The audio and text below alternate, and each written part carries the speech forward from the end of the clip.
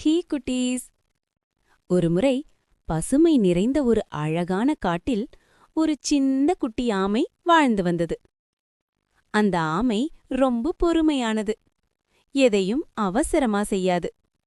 நிதானமா செய்தா நல்லதுதான் எப்போதும் சொல்லும். அதே காட்டில் ஒரு சுறுசுறுப்பு முயல் இருந்தது. அது எப்போதும் வேகமா ஓடும், மற்றவர்களை கிண்டல் பண்ணும். ஒருநாள் முயல் சொன்னது, ஆமை, நீ ரொம்ப மெதுவா இருக்கே. நான் ஒரு நிமிஷத்துல எல்லாம் முடிச்சிடுவேன்.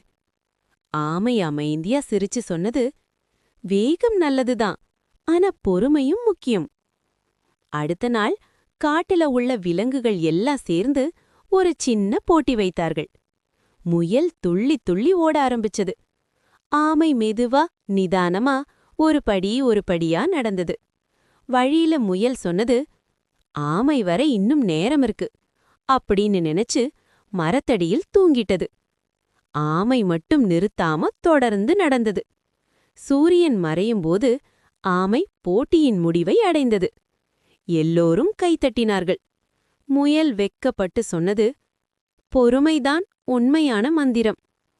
ஆமை சிரிச்சு சொன்னது, ஆமாம், காத்திருக்க தெரிஞ்சவங்க தான் நல்ல முடிவை அடைவாங்க. இந்த கதை உங்களுக்கு பிடிச்சிருந்தா லைக் பண்ணுங்க, சப்ஸ்கிரைப் பண்ணுங்க, ஷேர் பண்ணுங்க. இன்னும் அழகான கதைகளுக்காக.